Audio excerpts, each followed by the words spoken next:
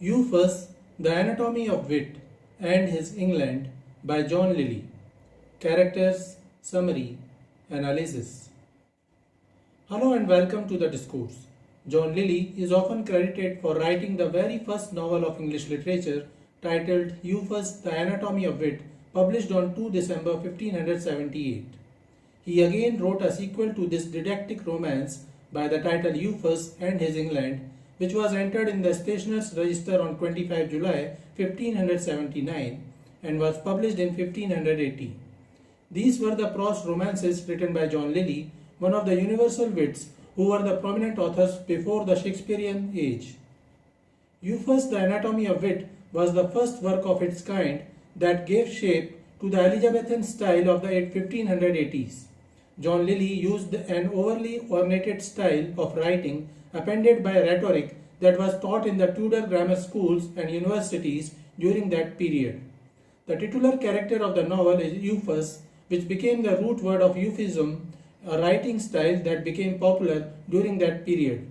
Euphuism is a style of writing in which more elaborative and ornate words are used in place of simple, easier words. Paradoxes, antithesis, elaborate similes, alliteration, rhetorical questions and clever word rhyming make the prose more interesting. Euphuism signifies the use of paradoxical and self-correcting language, while its spokespersons express a great deal of self-doubt and contradiction. Euphues is a Greek word that means gracefully witty. Roger Ascham first used it in his work The Schoolmaster, published in 1570. The Schoolmaster was a treatise on the right order of teaching and pleaded for gentleness and persuasion instead of coercion and punishment in schools. Ascham described Euphues as a student who is apt by the goodness of his wit and active by the willingness to learn. John Lyly used the name Euphues for his titular character. Lyly's work is based on a romantic plot, but Euphues in the novel writes several letters on a variety of topics including love, morality, and education. Thus, Euphues, The Anatomy of Wit can also be considered as an epistolary novel. John Lyly used an impressively ornate style of writing in these novels. Some of the very popular quotes from Euphues, The Anatomy of Wit include, "It is far more seemly to have thy study full of books than thy purse full of money," and "It is not far better to abhor sins by the remembrance of others' faults than by repentance of thine own follies." Some quotes from Euphues and His England are, "The rules of fair play do not apply in love and war. In misery it is great comfort to have a companion," and "As the best wine doth make the sharpest vinegar, so the deepest love turneth to the deadliest hate," and "All is fair in love and war." Characters of Euphues, The Anatomy of Wit. Euphues is the main character of the novel. He is a student belonging to a noble family of Athens. He looks handsome and rich. He is highly intelligent and witty, but he is not a good person and he often lies. Instead of making good use of his intelligence, he uses his wit to lead a life of wickedness. He is excessively obsessed with pleasure and lives like a Casanova. Philetus is a young man from Naples who is a close friend of Euphues. Philetus is a kind and intelligent person who loves a girl named Lucilla. Philetus blindly trusts Euphues, but later learns that his trust in Euphues was misplaced. Lucilla is the daughter of a wealthy nobleman in Italy. She is a beautiful but fickle-minded person. Don Ferrado is the wealthy nobleman and father of Lucilla. Eubulus is an old gentleman of Athens who likes Euphues but is worried by his nature and activities. He tries to guide him to the right path by the wisdom of his experience and advises him to work on his character traits instead of devoting himself to pleasure. However, Euphues ignores his advice. Curio is another character, a young but poor man, a man of little wealth and less wit, whom Lucilla finally marries. Summary of Euphues, The Anatomy of Wit and His England. The story of Euphues is a romantic comedy. Euphues is a young Athenian man belonging to a noble family from Athens. His family is based in England. Though he is intelligent and witty, he spent his childhood in frivolous activities. He often uses his many gifts and for wrongdoings, choosing to chase hedonistic pleasure rather than uphold virtue. As a result, he has turned into a bohemian Casanova, spending sumptuous money and ample time in chasing girls and various art forms. Euphues decides to go on travel and reaches Naples, Italy. He meets many people who try to lead him into a life of gluttony and non-productivity. Euphues is cautious about their intentions, however, and escapes their sphere of influence. Then he meets an old man named Eubulus.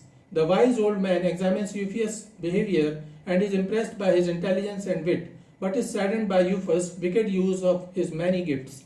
He advises him, by the wisdom of his experience, to work on his character traits instead of devoting himself to pleasure. However, Euphues ignores his advice. Rather, he offers witty counter-arguments against this advice with various rhetorical questions and parallel structure. This is true and that is true. Eubulus realizes that he cannot outsmart Euphues and goes away. After some time, Euphues meets another young man, an attractive man named Philetus. Euphues realizes that Philetus is a kind and intelligent man, and both swear eternal friendship. Philetus believes that Euphues is a good man and a good friend and trusts him with all his heart. However, both of them are vociferously dedicated to their point of view. The two of them become very close friends. Philetus decides to introduce Euphues to his family members. He takes him to meet Lucilla, who is the beautiful daughter of a wealthy and powerful nobleman named Don Ferrado. Lucilla is Philetus's fiancée, and both of them have plans to get married soon. However, when Euphues sees Lucilla, he feels that she is the most beautiful girl he has ever seen. He feels a strong infatuation towards Lucilla and thinks about flirting with her. He contemplates the risks of creating this potential love triangle between him, his friends Philetus, and Lucilla, and decides to pursue her. Lucilla is a fickle-minded girl who is not convinced about her affair with Philetus. When Euphues pursues her, she readily accepts his advances. This breaks Philetus, who feels betrayed by both his friend and fiancée. However, Lucilla proves to be much more fickle than Euphues had thought. Euphues begins feeling true love for Lucilla, but she leaves him for another young man named Curio, a man of little wealth and less wit. Despite being a poor man with not so much intelligence, Lucilla decides to marry him. After the disastrous love affair between Euphues, his best friend Philetus, and Lucilla, Euphues learns about love, life, and morality. Euphues, heartbroken, goes back to Philetus with sincere apologies, then returns to England and denounces philandering and begins advocating a celibate life of prayer and study. After reaching England, Euphues writes a number of letters advising about behavior, morality, loyalty, and love. In the second novel, Euphues and His England, Philetus forgives the treachery of Euphues and decides to visit him in England. The two friends, now reconciled, decide to visit Canterbury, where they meet a young beautiful pastoral girl named Phidias. Philetus soon falls in love with Phidias, but she loves someone else. Euphues now acts like a wise advisor for Philetus and tries to soothe him. Philetus listens to Euphues and decides to woo another beautiful girl and succeeds in that. He returns to Naples with his love. Seeing Philetus happy, Euphues decides to leave England. He eulogizes England and the women of England while trying to soothe his melancholic heart, as he still has not recovered from the heartbreak he suffered in Naples. So this is it for today. We will continue to discuss the history of English literature. Please stay connected with the discourse. Thanks and regards.